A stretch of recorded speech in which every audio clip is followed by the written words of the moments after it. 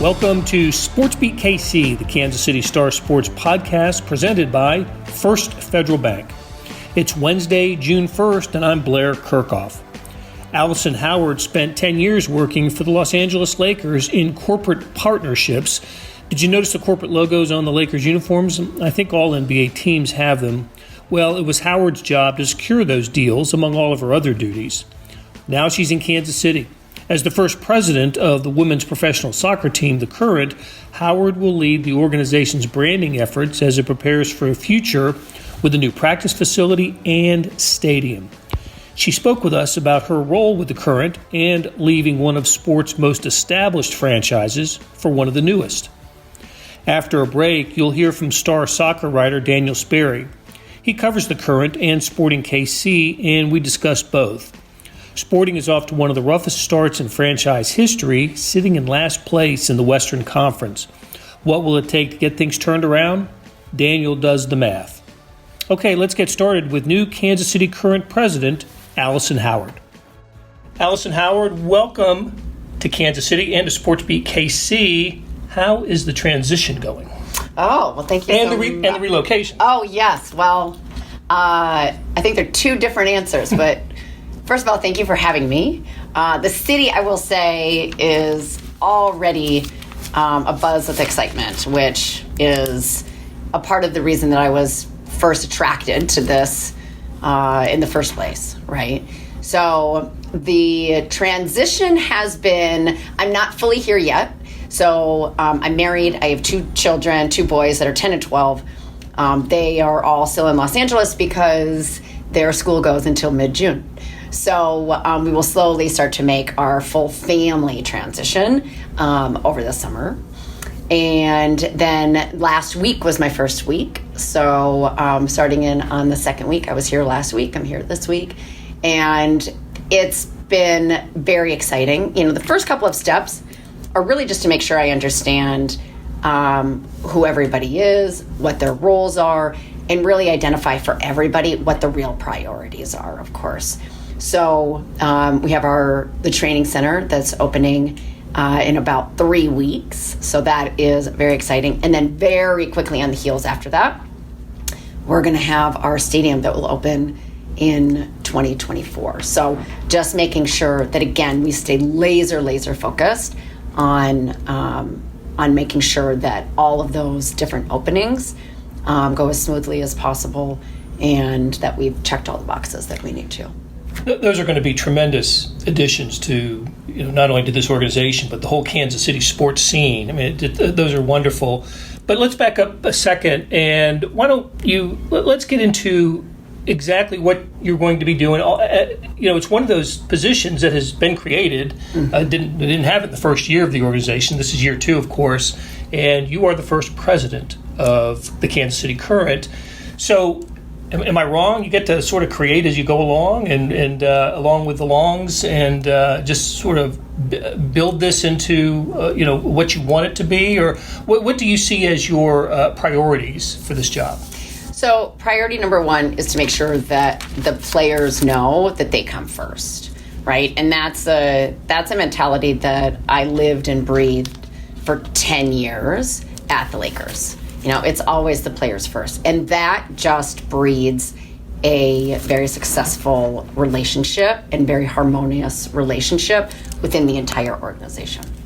And then we really want to make sure that the fans feel that they are first and foremost, that their voice is being heard, that they have friends with us here within the organization, that they can share what they want to see, and that they feel that this new stadium that's coming is theirs and that this is their team.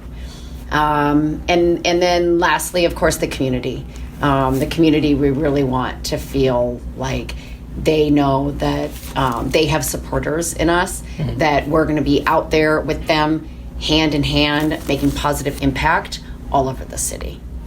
I'm going to ask you why you left the job with the Lakers to take this position, but first I wanted to just 10 years with the Los Angeles Lakers, one of the greatest franchises in the history of sports, and one of the most popular brands on earth when it comes to sports. So, what did you enjoy most about working in LA with the Lakers? And did you get to go to the bubble 2 years ago and watch them win the championship? What I enjoyed most about working there was the people. I mean, it's a hard job. It's a hard job because you wake up every day, and no matter what your role is, right? I mean, if you are in marketing, if you're in media, if you're in community, if you're in corporate partners, if you're in season tickets, your job is to protect that brand because, to your point, it's a top 5 brand in the world, right? And so everybody knows about it. So the goal isn't necessarily, even to grow the brand, because all of that just happens so organically. The goal isn't necessarily to make the most money, even though, we were always a top revenue Sure. Provider for the league, right? That also happens organically. So I think that is what I enjoyed, the history lessons of how Dr. Buss, even back in '79, when he first bought the team, all the progress that he made, not only with the Lakers, but within the league. And I could tell from my first meeting with Angie and Chris that they're going to do the same thing. Their goal isn't just Kansas City Current and this stadium. I think they think much bigger than that, right? There is going to be a tremendous amount of more events that we are going to host at this stadium, right? And I think how I like to envision this is we are going to create an incredible playbook that we are going to open up and share with sports teams all over the world of how to do things the right way. And not just in women's sports, men's sports too. Wow, that's the so all right. So Lakers career, it would seem that you had a pretty good gig. Yeah. Pretty good company, pretty good gig, and you come to Kansas City and take this position with the Current, which is trying to build its brand, establish its brand, and trying to tell the world what it is. Lakers didn't need to do that. So, how is the job different in that way, creating versus already having the established brand? Yeah, you're exactly right. I mean, it is a different skill set for sure, and I'm going to have to work some new muscles. But one of the greatest things, I give so much credit to the NBA and to Adam Silver. But one of the best things that the NBA does is they have a division within the NBA called TMBO, Team Marketing Business Operations. And the role of TMBO is to make sure that the teams are fierce competitors on the court, but friends from the front office standpoint. So for me, my closest contacts in the league are the Heat, the Celtics, the Knicks, the Warriors, and the Clippers. And if you're a Lakers fan, those are some big competitors. Right. You just named pretty much most of the teams I know Lakers fans detest. Right, exactly. But those were my guys that, I see that they got a jersey patch deal done. I saw they got an international deal done. And I would text them. I would call them, pick their brain. Okay, I saw the story. Give me the real skinny. What really happened, right? And that is something that I think the NBA does such a great job on, but it's information sharing, right? And that's something that, it's this mentality of high tides raise all boats, right? And that's something I really am looking forward to bringing to this league, right? Like, we are all in this together. It's going to be good for all of us as, the more that we can really work together. I noticed when the NBA started allowing the uniform patches, I remember, correct me if I'm wrong, but the Lakers' first one was Wish. Yep. It's an e-commerce company. Yes. And that was replaced, or then after Wish, it was the Korean food company. Yeah, Bibigo. Bibigo, thank you for pronouncing. Yes. I didn't want to mispronounce it, but yes. Those had your fingerprints all over it, I believe, yes. right? Yes. Those were great partnerships. We learned so much about ourselves.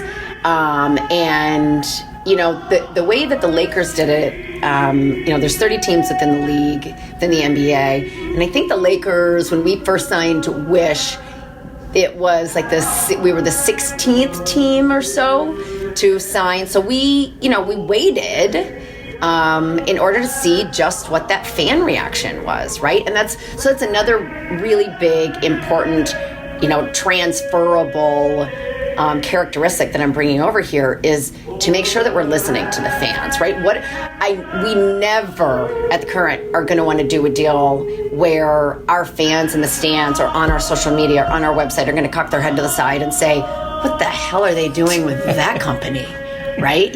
This is going to be, if we've vetted this organization, and especially as we move into the big partnerships with the stadium and the founding partners that we're going to get there, our kit partners, we are going to want our fans to feel 100% confident that we have vetted who these companies are and that we proudly wear them on our chest or on as a stadium naming rights or as a founding partner.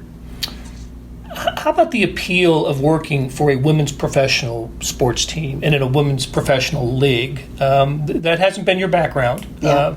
But now you're the president of a team in the women's soccer professional league, and it is growing and trying to find its place in the sporting conscience of the country, but doing a pretty good job of it as far as I can tell so far. And was there just an additional appeal to you to not only to what amounts to something of a startup team, but one in a women's league? Yes, absolutely. I really love building. Right? And I got an opportunity to do it, obviously at the Lakers, such an established brand. There was nothing I could really do to build the brand, but I could build incredible relationships and I could build incredible partnerships. And that's what I love doing. And so then being able to come over here and literally build my own team and create this culture that I think we can do tremendous things with, that, I want our employees to feel like this is the best place to work in not only Kansas City, but all of sports. Because that will be felt when they come to the stadium, when they interact with the fans, when they interact with the season ticket members, when they're interacting out with our, community events, all of that. And again, that's just a part of the playbook of how I think we should do things that then we're going to go ahead and share with everybody that needs it. How cool is it going to be to open a new stadium? Oh, I cannot wait. I was a part of this back in 2009. I worked at Premier Partnerships, and at the time, Premier, that's with Randy Bernstein, Alan Rothenberg, and big soccer. Alan Rothenberg is a huge name in soccer. Yeah. If you don't know, from a different generation, he was the '84 Olympics when soccer was putting 100,000 people in the stadiums. That's exactly correct. Peter Vermes had tasked Alan with that, and then Alan was the one who got the World Cup to come over to the United States in 94. 94 for the men and 99 for the women. Yes, but with the 94, he had said to FIFA, "Fine, we'll take the World Cup, but you're gonna give me Major League Soccer. We're gonna get it started here, right?" So he's the godfather behind it all. And Randy Bernstein it started right there on the ground floor with him too. So huge soccer concentration there, and I was fortunate enough to get to work on the Philadelphia Union. And there was kind of a joke. I was pregnant with my first child in 2009, and Terry Lefton from Sports Business Journal had written this article about me of which naming rights is going to come first, Allison's first child or what then became PPL Park at the time. So, and that was, just being able to build that and see how it all can come together, right? But when you're an agency, it's not as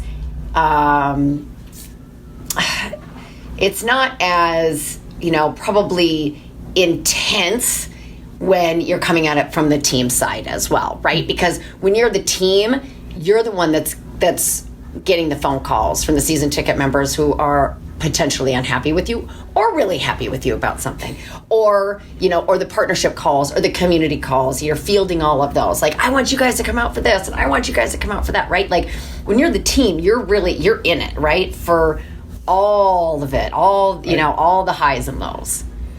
I'm glad you brought up Premier Partnerships. That's they work not only in soccer but other sports as well, and LA-based company there. And that you left that company to work for the Lakers. Yes, you left the Lakers to come here. How about, maybe we should have talked about this earlier, but how about tell us a little bit about yourself? Where are you from originally? And 2 kids you've mentioned. 2 sons, 12 and 10. Husband, I imagine they'll be joining you in Kansas City soon. Mm-hmm. But tell us about your background and maybe grow your sports interest as a youth. So I was born in Minnesota, but grew up in Michigan. And obviously, hopefully I get a chance to meet all of your viewers. But as you know, I'm probably 5'3" on a good day. So I did not get the height in my family. But I was a big athlete growing up, huge proponent of sports. I think it's so important to develop all the strong characteristics of showing up for your team and dependability and teamwork and learning to deal with highs and learning to deal with lows. Both of my children are athletes. And so sports was always a really, really big part of my life growing up. And I remember that was a part of but then I didn't play in college. But I remember that was one of my first interview questions with Randy, and just kind of, going back and forth of how important, participating in sports really is from, a young age. And he had said to me, I appreciate your love of sports, but you know nothing about the business of sports. So that was almost 20 years ago. So I've certainly, been fortunate enough to grow in my knowledge of the business of sports too. You could have been describing a sports writer there too, as well. Love of sports, no knowledge of the business. Dayton Flyer? Yes, it was a great school. I actually got my civil engineering degree. So obviously did a bit of a career jump. That's actually how I came to find Premier Partnerships. I was employee number 5 when Premier was really small. And that's really the reason that how I was able to grow so quickly was Randy really took me under his wing. I mean, we traveled all over the country, all the different properties that we represented, and I just soaked up all of his knowledge. Fantastic. Well, Allison Howard, it was great having you on the show today. Continued success in your career, and best of luck with the Kansas City Current. Thank you so much. Buying your first home is a huge milestone, but the journey there can be confusing. First Federal Bank of Kansas City is here to make it simple. After nearly a century of serving the KC community, our loan advisors have experience in every type of housing market. With a short phone call, we can give you a free rate quote and talk through loan options. No pressure, no obligation. The road to home ownership can be simple with First Federal Bank. Get started with a free quote at ffbkc.com/homes. First Federal Bank of Kansas City, because banking is personal. Member FDIC, Equal Housing Lender. Hey, this is Blair. There are several ways to access the Star Sports section. Let me tell you about a couple of them. There's Sports Pass. For $12.99 a month, you get unlimited digital access to all of the Star Sports content, including beat writing, columns, features, pretty much everything we write. The deal renews monthly until you tell us to cancel. For $159.99 a year, you get everything the Star has to offer digitally, including sports and the e-edition. Go to kansascity.com and drop down to the bottom of the page where it says Start a Subscription for more information. Your support has never been more important. As always, thanks for reading and listening. Daniel, how you doing today? Doing good, Blair. Thanks for chatting me up for this one. Yeah, to get back in and talk some soccer. Yeah, that's good. You and I, we sat next to each other at the Kansas City Current game on Monday on Memorial Day. Got to see a home team victory. We don't get to see many of those. I have not seen a lot of those across Kansas City sports the last while. Right, name the sport, and it's been a rough spring for the professional sports scene in Kansas City. We'll get to the Current in a little bit, and I did want to begin by talking about Sporting Kansas City And I'll tell you what, I'm just not used to seeing Sporting Kansas City at the bottom of the table in the Western Conference. It is a jolt to see, and they're not tied for last. They are in last place by points. And what a tough season for Sporting KC. Now, I'm saying this, they actually have not played poorly in the last few weeks, right? They only had one loss in their last, 8 games going into Saturday's loss against Vancouver through all competitions. Nevertheless, it just hasn't been a good season at all for Peter Vermes' club. And we've talked about it a little bit, the injuries and players playing out of position. How about elaborating on those factors and what else might be causing Sporting Kansas City to have the season it's having? Well, I don't. The injuries are brutal. This stretch, the 7 games in 22 days that they played here was pretty rough.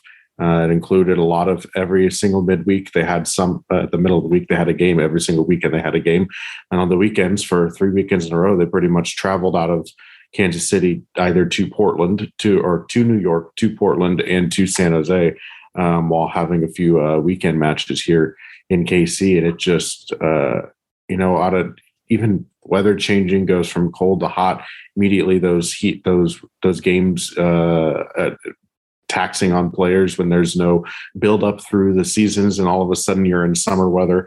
And so I think I'm not necessarily trying to make excuses for them, but when you have the injury crisis that you're going through with them, I mean, at times they were having to call up players from SKC2 to even fill out a bench. One of them even started in the Open Cup game against FC Dallas out of position as a right wing back.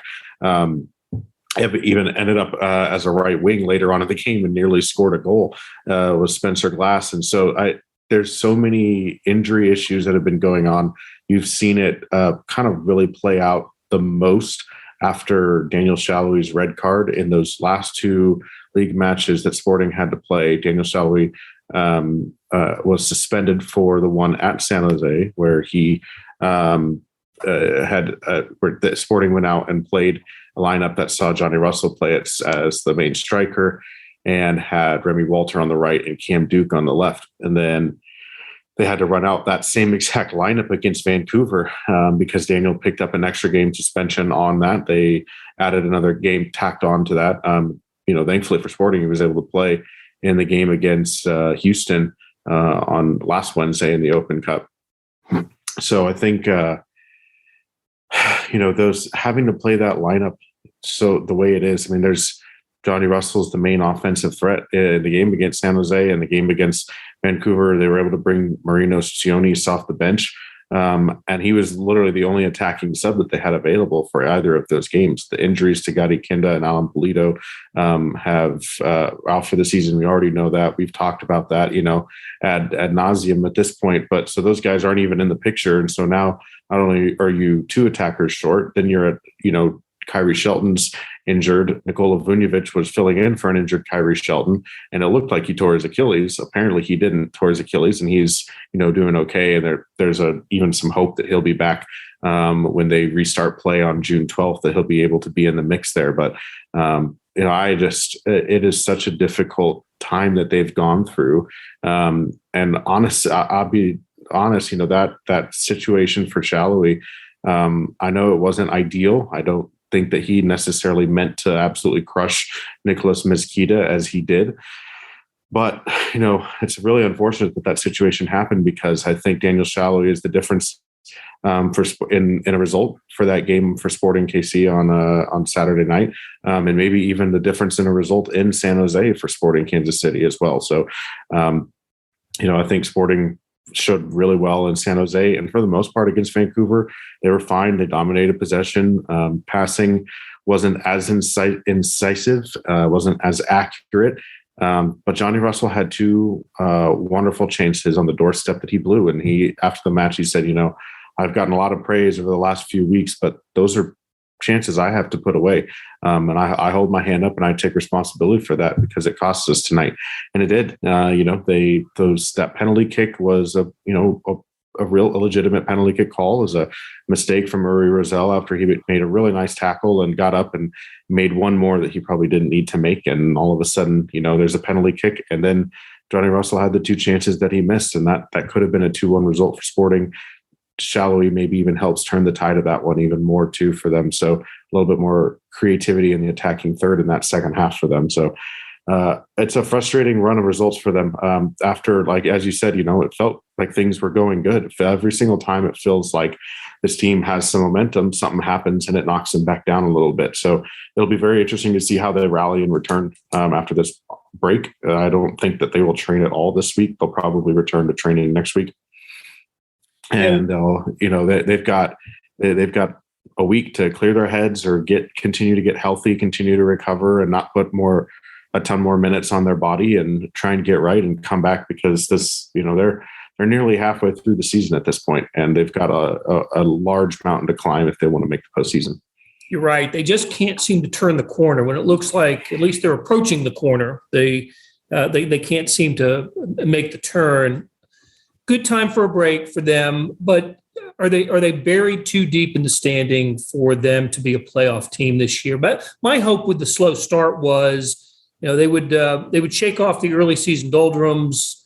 They'd pick up some points along the way until they got to the midseason mark, and then you'd see them accelerate down the stretch. But a result like the one Saturday against Vancouver, that was particularly discouraging. And those were teams, battling in the basement, and Sporting couldn't get it done. So is there any kind of light at the end of the tunnel here for Sporting?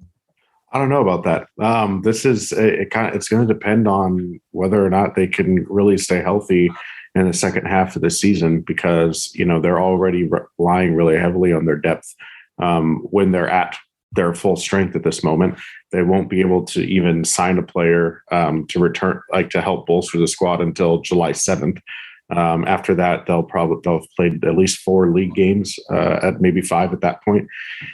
So they can't, until they can't even get that addition in. I know Peter has talked about adding a player that they really need to add in this summer window that'll come up in July. But if they don't do that, or if it takes a little while, okay, cool. They might have 10, 12, 15 games left by the time that player even gets into the mix. And that is going to be a really crucial stretch about where they're sitting in the standings when that happens and how much that player can actually help. But at the moment, as we mentioned, they're last in the West. They have picked up, their average is 0.87 points per game.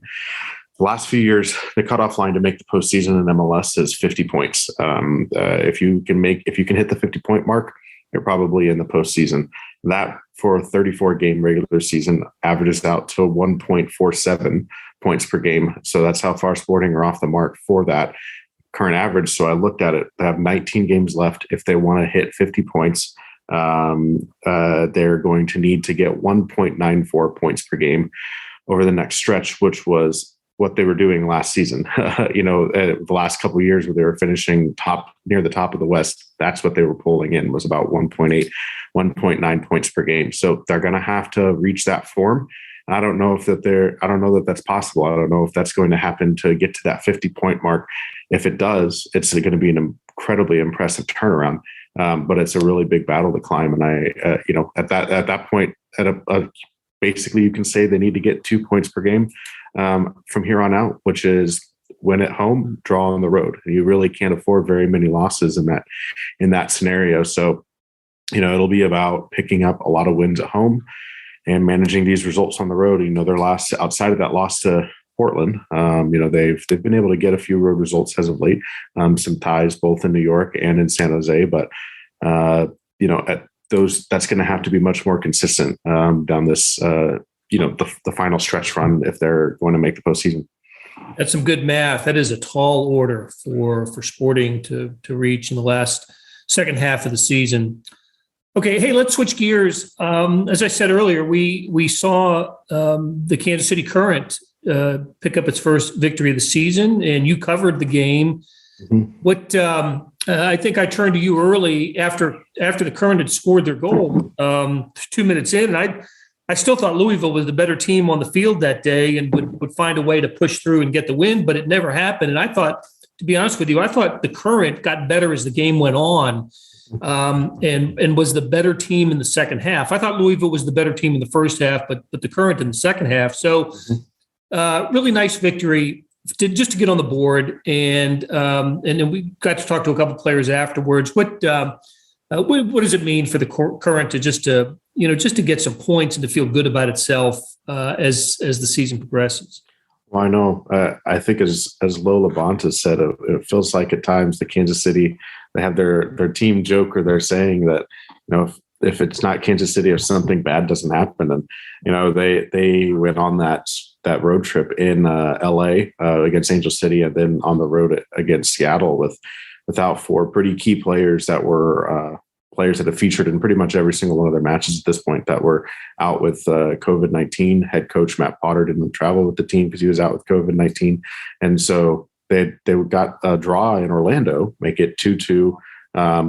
They should have won that game. It was a really poor penalty call at the end that was given to Orlando that made it 2-2 after the Current were winning 2-1. So, but they felt like they had turned the corner and earned some momentum. And all of a sudden they're hit by COVID. They lose 1-0 in LA on an own goal, a fluke situation that they couldn't really control. They lose I think Seattle, or the Rain, which are in Seattle, lumped in, I think, over nearly 40 crosses in that match. And it was cross number 38 that they had dealt with 37 correctly, and 38 the cross of the match or something like that was the one that did them in.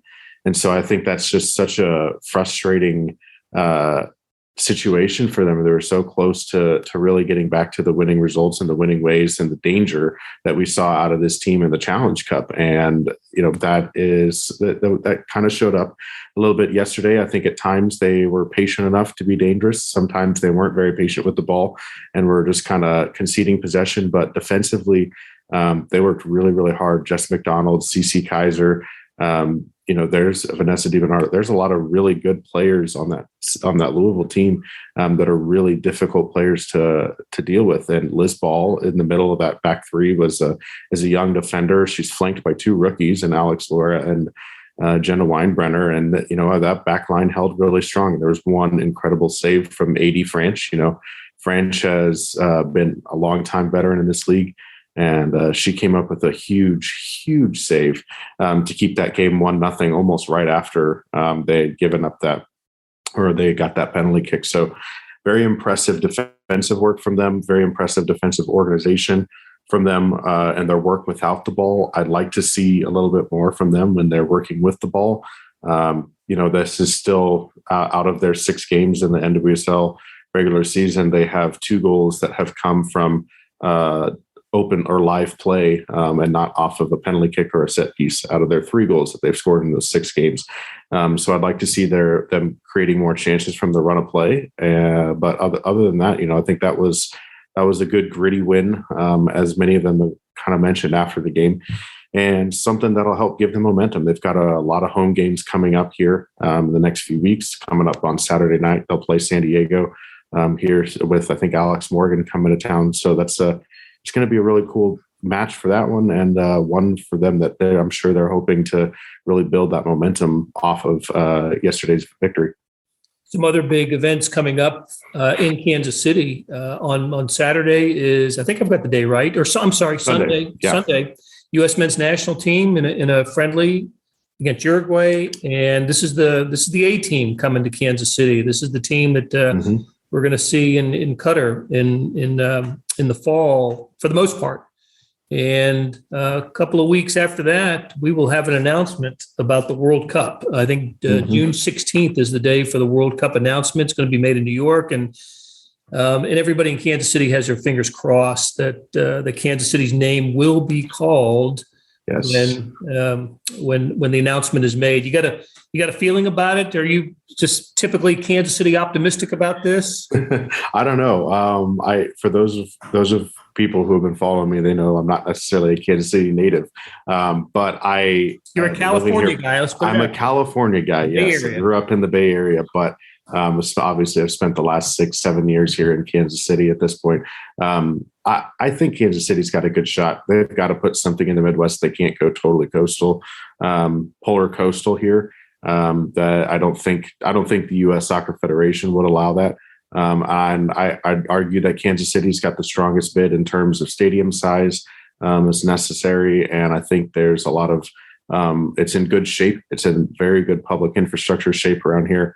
And I think that there's a lot of momentum and a lot of growth and a lot of positive things out of soccer in Kansas City that the people from FIFA who were here got to see, got to experience. They were here for the women, saw the women's support, and we've got two really awesome franchises owned by local owners who really deeply care about their teams and their teams' integration within the community. So I would like the positive thinker in me says, yes, it'd be great to see Kansas City. The negative thinker of me thinks FIFA sees, big city names and flashy lights all up and down the coastlines. And that might be an attractive area for them. But I'm holding out hope. I think Kansas City's got the best shot out of any of the Midwest cities. And I think it's going to be a really, if they don't get games, they'll certainly house teams here because there's plenty of opportunities and places for teams to train and be housed here. But I would be really shocked if Kansas City didn't end up with games being played here for the 2026 World Cup. Right. And from a base camp standpoint, that could be just as lucrative from a local financial standpoint as having games here, but that won't be known until about a year out from the games of where what countries will be using what cities as base camps. Okay, Daniel Sperry, great catching up with you, and let's do it again soon. As always, Blair, thanks again. That'll do it for today. Thanks to our sponsor, First Federal Bank. Find them at ffbkc.com.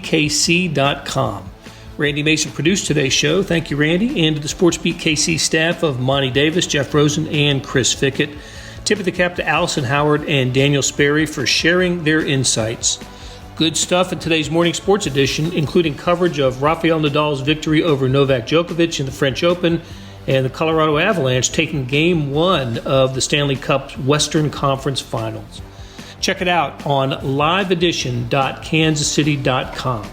Thank you for listening, and we'll be back soon with another edition of SportsBeat KC.